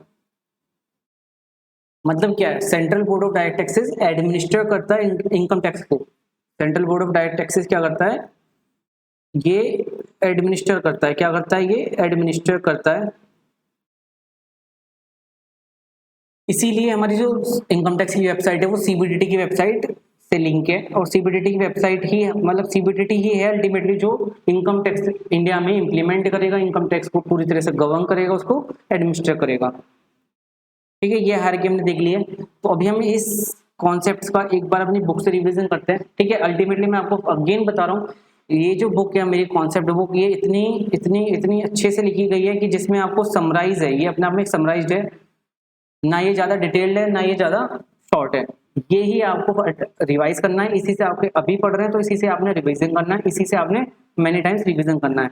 मतलब समरी बुक अलग से मिलेगी आपको डेफिनेटली, जो इसमें बहुत ज़्यादा समरी होगी, वो बहुत ही ज़्यादा समराइज्ड होगी, जो क्रक्स होगा उसमें, ठीक है, एग्जाम ओरिएंटेड बिल्कुल क्रक्स होगा, वो रिवीजन के टाइम पे हम देखेंगे। बट ये एट प्रेजेंट हम देखते हैं जो अभी तक हमने पढ़ा है, इसको हम एक बार रिवाइज कर लेते हैं। हमने देखा अभी income tax law, income tax law के क्या होते हैं, 5 पार्ट्स होते हैं, ABCDE, ठीक है। Income tax act, finance act, income tax rules, notifications and last is judicial rulings. तो मैं अभी एक जुडिशियल रूलिंग्स के ऊपर आपको मिस कर गया हूँ, मैं आपको ये एक्सप्लेन कर देता हूँ। 6 कंपोनेंट हमारा जो था this was the case laws. Income tax law का सबसे इंपॉर्टेंट पार्ट होता है ये भी। देखिए जब कोई लॉ है, लॉ में जैसे मैंने बताया एक्ट आया, उसके रूल्स आ गए, रूल्स और एक्ट के ऊपर कुछ सर्कुलर्स इश्यू हो गए टाइम टू टाइम, कुछ फर्दर एडिशंस हुए नोटिफिकेशंस के थ्रू एक्ट में एंड रूल्स में ऑब्वियसली।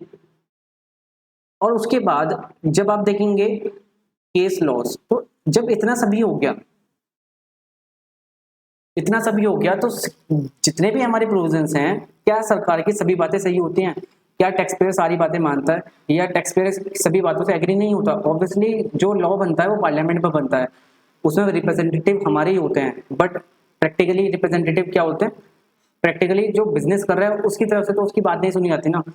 होता क्या है, एक्ट आया, आपको कुछ डायरेक्शन मिली कि आपने ये करना है, उसमें जब असेसी ने करना चाहा तो असेसी ने थोड़ा अलग कराया, कुछ हटके किया, या कहने का मतलब उस लॉ को कंप्लाई नहीं किया, कंप्लाई किया बट लूप होल निकाले, ठीक है, उसमें टैक्स प्लानिंग करी, टैक्स रिवीजन किया, तो फिर क्या होता है उसमें लिटिगेशन इंक्रीज हो जाते हैं। क्या हो जाता है? लिटिगेशन इंक्रीज हो जाती है। तो लिटिगेशन जो इंक्रीज होती है, लिटिगेशन किसके बीच में होगी? आप देखिए ना, लिटिगेशन होगी हमारे tax payer versus what? Versus हमारे गवर्नमेंट ऑफ इंडिया, और we can say union government. Again union government को हम रिप्लेस कर देते हैं यहाँ पे सीबीडीटी, सीबीडीटी को हम रिप्लेस कर देंगे हमारे इनकम टैक्स का जो, इनकम टैक्स का जो क्या होता है? ऑफिसर। और ऑफिसर की कैटेगरी अभी हम आगे देखेंगे, इसकी भी एक हायरार्की होती है, ठीक है। इनकम टैक्स ऑफिसर में हमारे एक ऑफिसर होता है, एक जिसे हम नाम देते हैं एओ, सीआईटीज होते हैं, डीआईटीज होते हैं, ठीक है। तो इस तरह से हमारी हायरार्की है जो अभी हम देखेंगे आगे। दिस इज या जैसे ही लिटिगेशन हमारा इंक्रीज हुआ, लिटिगेशन इंक्रीज होने पर क्या होता है? केस लॉस सामने निकल के आते हैं, मतलब हमारी कोर्ट्स आती हैं। कोर्ट्स अपना क्या इंपॉर्टेंट रोल प्ले करती हैं? कोर्ट्स लिटिगेशन को सॉल्व करती हैं। जितने भी डिस्प्यूट्स हो गए, डिस्प्यूट्स होते हैं उनको सॉल्व करती हैं, और उस पर अपना क्या देती हैं? जजमेंट पास करती हैं। और ये जजमेंट ऑब्वियसली, जजमेंट यदि वो आपका सुप्रीम कोर्ट का है, यदि वो हमारे सुप्रीम कोर्ट ऑफ इंडिया ने जजमेंट दिया है, तो ये होल ऑफ इंडिया पे अप्लाई होगा, होल ऑफ इंडिया पे क्या होगा? अप्लाई होगा, नो डाउट, सभी को मानना पड़ेगा। ऑब्वियसली हमारी इनकम टैक्स, हमारी एपेक्स कोर्ट ने वो जजमेंट दिया है, हाई कोर्ट का जजमेंट आएगा तो वो whole of state. High court मतलब हाई कोर्ट हमारे पर्टिकुलर स्टेट का होता है ना, तो उस स्टेट की जुडिक्शन में, उस स्टेट की जुडिक्शन में ही वो अप्लाई किया जाएगा। इसी तरह से हमारे इसके बाद नीचे हमारे ट्रिब्यूनल आते हैं। ट्रिब्यूनल भी नॉर्मली क्या होता है? हमारे जुडिक्शन बाउंड होते हैं। ट्रिब्यूनल का भी जजमेंट हमारे उस जुडिक्शन में ही अप्लाई होता है।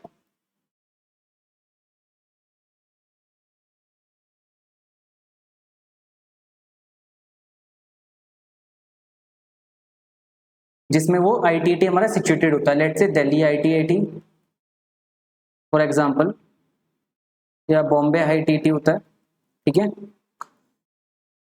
और सीआईटी अपील्स है हमारे पास। देन इस तरह से हमारी जितने भी हमारी इनकम टैक्स अथॉरिटीज, इन्हें नाम देते हैं हम income tax authorities, income tax authorities, right. तो मैं समझाना क्या चाह रहा हूं आपको, जितने भी हमारे इनकम टैक्स अथॉरिटीज से लेकर सुप्रीम कोर्ट तक जितने भी हमारी क्या है कोर्ट्स हैं, ये जो भी जजमेंट पास करती हैं वो हमारे इनकम टैक्स लॉ का पार्ट बनता जाता है। इनकम टैक्स लॉ का इसेंशियल पार्ट है हमारे केस लॉज। जितने भी केस लॉज होते हैं वो इनकम टैक्स के लॉ के पार्ट बनते जाते हैं। क्यों? क्योंकि वो केस लॉ उस पर्टिकुलर एसएससी में तो अप्लाई होना ही होना है जिसके लिए आया था, मतलब जिस टैक्स पेयर ने वो केस लड़ा उसके लिए तो वो बाइंडिंग है ही। बट यदि सेम मैटर बाद में अराइज होता है किसी और एसएससी केस में, तो क्या अगेन वो सारी प्रोसेस अप्लाई की जाएगी? मतलब टाइम एंड कॉस्ट सेविंग के पर्पज से ये प्रेसिडेंट्स कहलाते हैं, और इन्हें प्रेसिडेंट्स को हमें अप्लाई करना पड़ता है। मतलब एओ ने एक जजमेंट दिया, एओ मतलब असेसिंग ऑफिसर ने किसी टैक्स पेयर मिस्टर ए के केस में कुछ फेवर में जजमेंट नहीं दिया, ए ने अपील की और ए आगे हाई कोर्ट में जाकर उसको जीत गया। अब जिस मुद्दे पर हाई कोर्ट में मिस्टर ए जीता, कल को ए और मिस्टर बी के केस में भी सेम मैटर इश्यू कर दे, तो क्या बी भी हाई कोर्ट तक जाएगा? नहीं, बी कोशिश करेगा कि वो इसे एओ को समझाए कि भाई ऑलरेडी हाई कोर्ट है हमारे सामने, ऑलरेडी हाई कोर्ट का जजमेंट है और ये इसेंशियल इनकम टैक्स लॉ का पार्ट बनता है, तो इनकम टैक्स लॉ का पार्ट होने के नाते आपको ये बात माननी पड़ेगी और आपको ये केस मेरे यदि सेम फैक्ट सेम सभी चीज सेम है, मान के चलिए ए और बी का मैटर सेम है, तो ये आपको कंप्लीटली इसको अप्लाई करना पड़ेगा। ठीक है, तो इसलिए इनकम टैक्स लॉ का इसेंशियल पार्ट बनता है केस लॉस। केस लॉस हमने देखा। देन इनकम टैक्स एक्ट, जो बातें हमने अभी तक पढ़ी वो सभी रिपीट हो रही हैं यहाँ पे। This is type of revision मैं बता रहा हूँ आपको। This is income tax act, जैसे पता है 1918, 1922 एंड देन 1961। 298 सेक्शन है इसमें, 15 शेड्यूल्स होते हैं। सेक्शन और क्लॉज, सेक्शन प्लस सबसेक्शन, ये दोनों कॉन्सेप्ट हमने देखा। जब सेक्शन के बाद की जो क्लॉजेज हैं वो एक दूसरे से इंटरलिंक नहीं है, दोनों का मतलब अलग है, दोनों एक दूसरे के रेफरेंस में बात नहीं करते, दोनों बहुत अलग हैं, दोनों अलग कॉन्टेक्स्ट में बात करते हैं, तो वो होता है इनकम टैक्स, मतलब उसे हम बोलते हैं सेक्शन प्लस क्लॉज। उसे हम रीड करते हैं सेक्शन क्लॉज के साथ। एग्जाम्पल के तौर पे आप देखेंगे, डेफिनेशन वाला जो सेक्शन होता है उसमें डेफिनेशन दी जाती है, वो सभी डेफिनेशन अलग अलग कॉन्टेक्स्ट में होती हैं, अलग अलग चैप्टर से पर्टेन करती हैं, और इसलिए वो कभी भी हम सेक्शन और सबसेक्शन नहीं पढ़ते, हम इसको पढ़ते हैं सेक्शन प्लस क्लॉज। इसी तरह section plus subsection, when each part of section relate to other, क्या होता है, दोनों क्या होते हैं, रिलेट्स करते हैं आपस में। And all subsections taken together completes the concept proposed in that section. Section का कंप्लीट मीनिंग ही तब निकल के आता है जब आप सारे सबसेक्शंस को एक साथ पढ़ें, तो उसे कहते हैं सेक्शन प्लस सबसेक्शन। ठीक है, इसको आप देख सकते हैं, मैंने एग्जांपल दिया आपको, सेक्शन 5। ठीक है, सेक्शन 10, सेक्शन 10 क्या है, सेक्शन 10 बात करता है इनकम एग्जेम्प्ट, मतलब इसमें सभी वो इनकम बताई गई जिन पे टैक्स नहीं लगना। इसे भी हम क्या बोलते हैं, सेक्शन 10 की क्या बोलते हैं, क्लॉजेज बोलते हैं, क्योंकि सेक्शन 10 मन में बोला कुछ इस इनकम पे टैक्स नहीं लगना, मतलब एग्रीकल्चर इनकम पे टैक्स नहीं लगना। सेक्शन 10(2) में बोलता है पार्टनरशिप से मिलने वाला प्रॉफिट पे टैक्स नहीं लगना। सेक्शन 10(23) बोलता है एजुकेशनल इंस्टीट्यूशन, यूनिवर्सिटीज, मेडिकल, जितने भी हमारे हॉस्पिटल्स हैं, इन पर टैक्स नहीं लगना। तो तीनों बातें जो सेक्शन 10 की अलग अलग क्लॉज में मेंशन है, तीनों बातें एक दूसरे से कंप्लीटली डिफरेंट है, तीनों एक दूसरे से इंडिपेंडेंट है। क्या है, तीनों एक दूसरे से इंडिपेंडेंट है, तो इट मीन्स इस पे हमारा क्लॉज अप्लाई होते हैं, इसको हम बोलते हैं क्लॉज। इसको सबसेक्शन नहीं बोल सकते, 5 वाला सबसेक्शन फॉलो करेगा, और इसी तरह हमारा सेक्शन 9 भी सबसेक्शन में फॉलो करेगा, राइट। देन प्रोवाइजो हमने देखा, प्रोवाइजो एक्सेप्शन देता है या कंडीशन लगाता है, प्रोवाइजो एक्सेप्शन देता है या कंडीशन लगाता है। एक्सप्लेनेशन क्या है, एक्सप्लेनेशन मैंने बताया किसी भी प्रोविजन को फर्दर एक्सप्लेन करती है, किसी भी प्रोविजन में जो टर्म्स हैं वो क्लियर नहीं है, उनकी डेफिनेशन सेक्शन 2 में नहीं दी गई है, बट उसको बोलते हैं for the purpose of this clause या for the purpose of this section. Explanation बोला गया है कि for the purpose of this section, इस टर्म का मतलब ये माना जाएगा, इट मीन्स ये एक एक्सप्लेनेटरी नेचर है। ठीक है, फाइनेंस एक्ट हमने देखा, ये हर साल बजट में आता है। बजट लाता कौन है, फाइनेंस मिनिस्टर लाता है। देश में 4 तरह के बिल होते हैं, ordinary bill, money bill, finance bill and constitutional amendment bill. Ordinary bill normally हमारे फाइनेंशियल मैटर के अलावा जितने मैटर्स हैं सभी को डील करता है। मनी बिल फाइनेंशियल मैटर्स पे, और फाइनेंस बिल सबसे important, this is annual financial proposal, जो गवर्नमेंट को पेश करने होते हैं, इसलिए इसको हर बार लाना पड़ता है।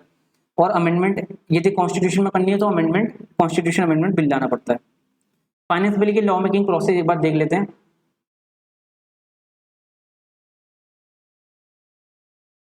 देखिए, फाइनेंस बिल प्रेजेंट कौन करता है, हमारे फाइनेंस मिनिस्टर। फाइनेंस बिल को प्रेजेंट किया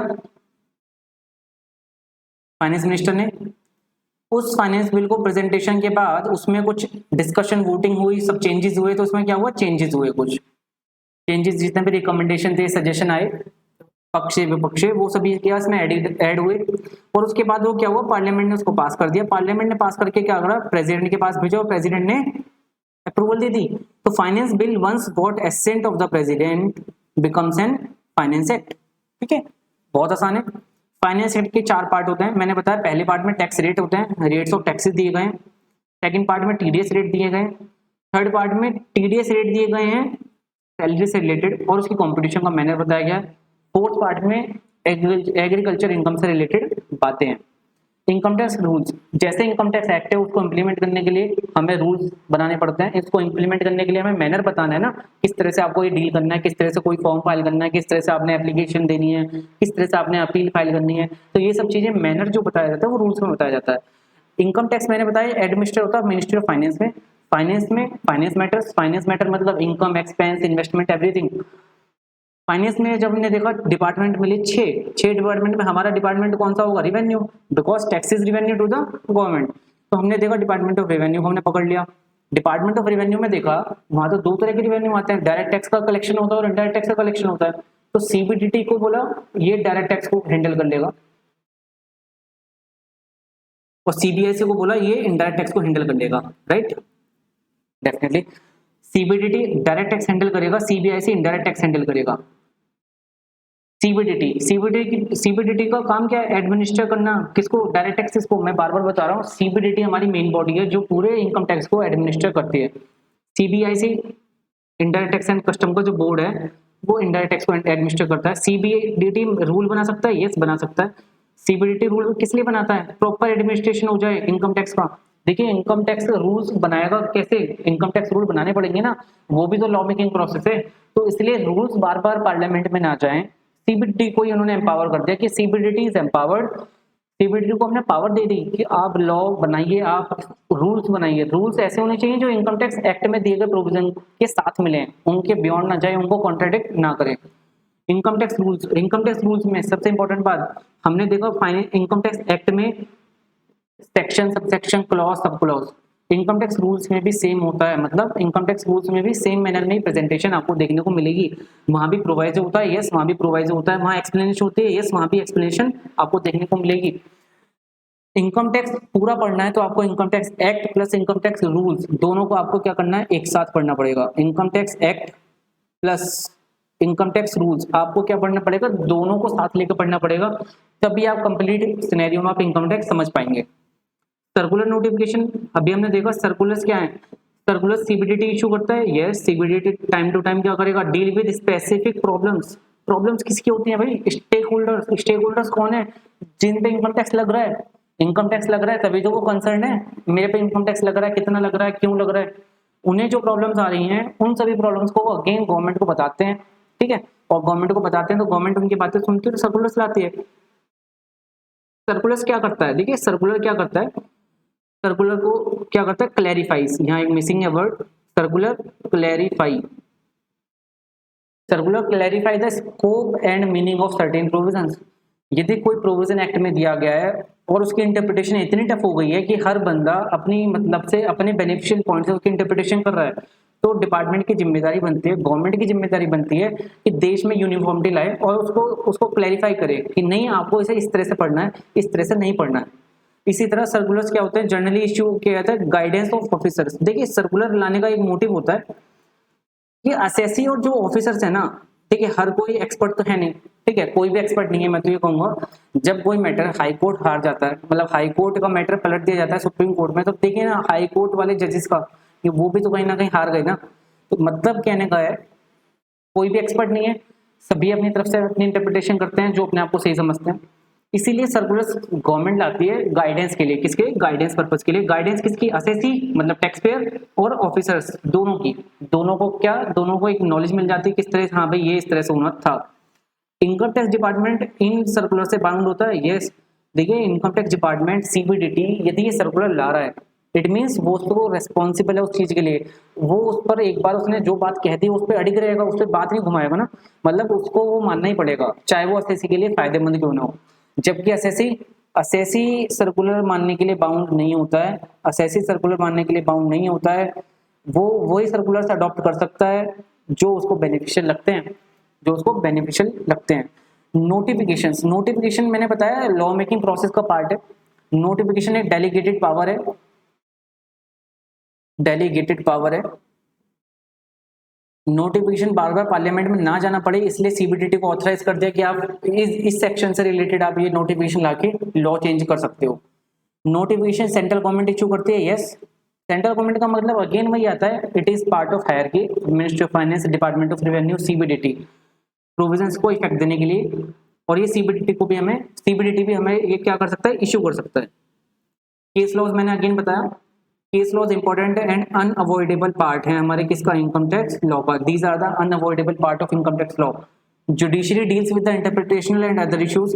देखिए जुडिशरी का काम ही है ना, जो दो पक्ष और विपक्ष, ठीक है, रेस्पोंडेंट एंड पिटिशनर दोनों आपस में लड़ रहे हैं, दोनों एक दूसरे की बात को एक्सेप्ट नहीं कर रहे हैं, तो जुडिशरी बीच में बैठा है, उसने सच देखना है, उसने उस फेवर में डिसीजन देना है जो करेक्ट पोजीशन को एस्टेब्लिश करता हो।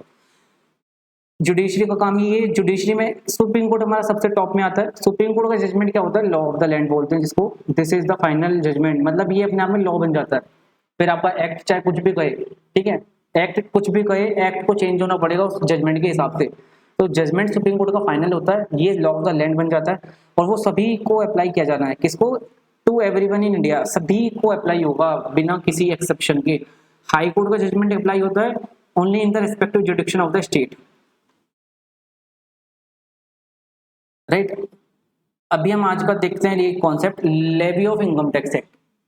अभी हमने देखा टैक्स का टाइप्स, टैक्स क्यों लगाते हैं, इनकम टैक्स लॉ क्या है, इनकम टैक्स लॉ में कितने पार्ट्स हैं, ठीक है, इनकम टैक्स लॉ में प्रोसेस क्या है, लॉ मेकिंग प्रोसेस क्या है, ये हमने देखा। लॉ मेकिंग प्रोसेस देखने के बाद हम देखते हैं लेवी ऑफ इनकम टैक्स। देखिए इनकम टैक्स की लेवी करने के लिए तरीका क्या है। इनकम टैक्स ने एक बात बोल दी, इनकम टैक्स चार्ज किया जाएगा हर पर्सन पे, इनकम टैक्स चार्ज किया जाएगा एवरी पर्सन। देश में कोई भी बचा हुआ नहीं है इनकम टैक्स जिस पे ना लगता हो, ठीक है। अदर टर्म्स में मैं बात कर रहा हूँ, इनकम टैक्स एक लिमिट दे दी बाद में उन्होंने कि आप 2.5 लाख से नीचे वाले साइड हो जाइए, आपको टैक्स नहीं देना। बट यस, पहले वो बोलते हैं every person is liable to pay income tax. तो income tax is a tax which is levied on every person, किसकी, उसकी टोटल इनकम पर, on the total income of every person, और किसका, प्रीवियस ईयर। तो ये कॉन्सेप्ट अभी हम आगे देखने वाले हैं, प्रीवियस ईयर क्या होता है। बट मैं आपको बता दूं, नॉर्मली जिस साल में आप इस समय जी रहे हैं, let's say this is financial year 22-23 चल रहा है ना, अभी मई 22 चल रहा है, तो this is financial year 22-23, it means this is previous year 22-23। Income tax में नाम फाइनेंशियल ईयर यूज नहीं करते हम, इनकम टैक्स में बोला गया प्रीवियस ईयर। इसका भी लॉजिक है, प्रीवियस मतलब पिछला नहीं, पिछले का मतलब पिछला। अभी इसका मतलब हम देखेंगे, एक्चुअली असेसमेंट ईयर इसके बाद आता है, और असेसमेंट ईयर के टर्म्स में इनकम टैक्स पढ़ा जाता है, असेसमेंट ईयर के टर्म्स में ही इनकम टैक्स में बातें होती हैं। तो असेसमेंट ईयर वो ईयर है जिसमें असेसमेंट हो रहा है, जिसमें इनकम का असेस किया जा रहा है। ये जो बोला ना, income tax is levied on total income, तो इनकम टैक्स असेस किया जाता है जिस साल में, वो साल असेसमेंट ईयर कहलाता है, और उससे पिछला साल का मतलब क्या, प्रीवियस ईयर, उससे पिछला साल प्रीवियस ईयर कहलाता है।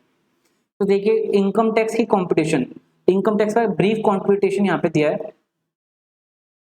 इनकम टैक्स लेवी, सरकार ने बोला इनकम टैक्स लेवी करो, हाँ बिल्कुल करेंगे हम। देखते हैं income tax competition of income tax, एक summarize picture of income tax competition. Steps by step देखते हैं। स्टेप 1, देखिए सबसे पहला स्टेप क्या होगा। सबसे पहला स्टेप आपको इनकम टैक्स में डिसाइड करना है। सबसे पहला स्टेप होगा आप रेजिडेंशियल स्टेटस,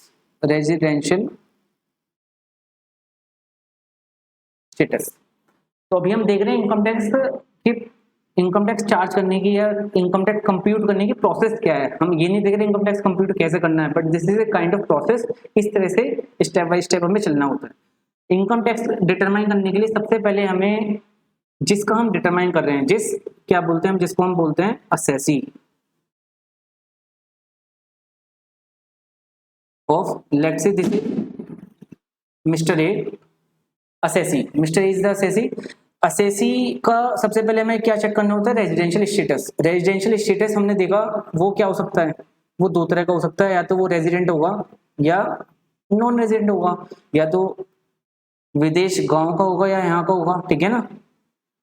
इसके बाद आता है हमारा, हमने देखा ये हमारा हमने लेट एज्यूम हम ये रेजिडेंट है, रेजिडेंट है, ठीक है, रेजिडेंट है। इसके बाद हमने देखा इसकी इनकम जो ये अर्न कर रहा है पूरे साल में, इनकम को हम क्या कर देंगे, क्लासीफाई कर देंगे, इनकम को हम क्लासीफाई अंडर 5 हेड्स। देखिए इनकम टैक्स लॉ ने 5 हेड दिए हैं, 5 हेड क्लासीफाई किए हैं। आप इनकम इन 5 में रख दीजिए। 4 तो स्पेसिफिक कैटेगरी होते हैं, 5वां होता है अदर्स, ठीक है, जो उन 4 हेड में नहीं आती। इन 5 हेड की इनकम आपने क्लासीफाई करने के बाद आपने इनकम कंप्यूट करनी है आपने अंडर दीज 5 हेड्स। आपने पहले बोला सैलरी मिला, सैलरी आपने सैलरी में डाल दिया, बट सैलरी में कितना टैक्सेबल होगा वो यहाँ कंपटीशन आता है, वो हम बाद में सभी, ये पूरा पेपर ही हमारा इस पर टिका हुआ है, कंपटीशन, ठीक है।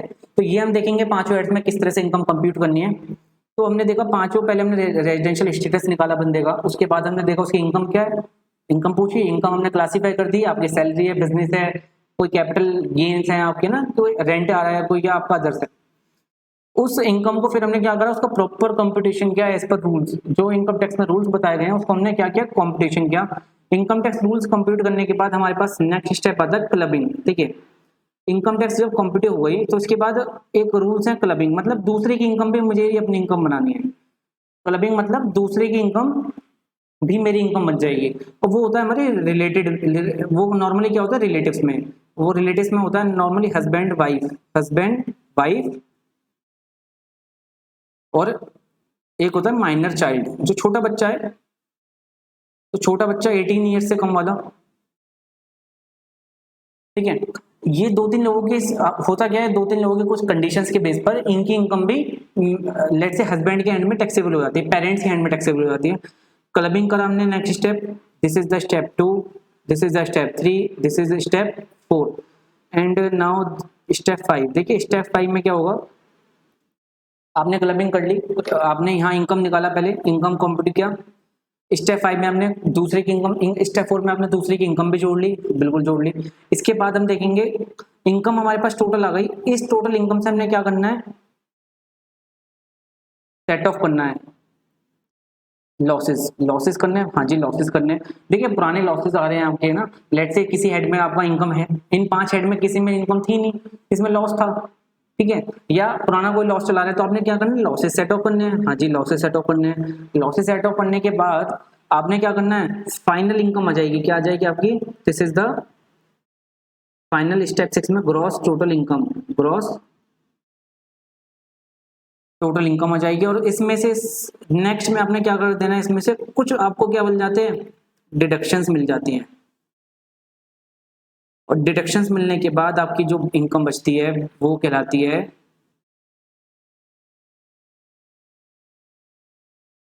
Net taxable income,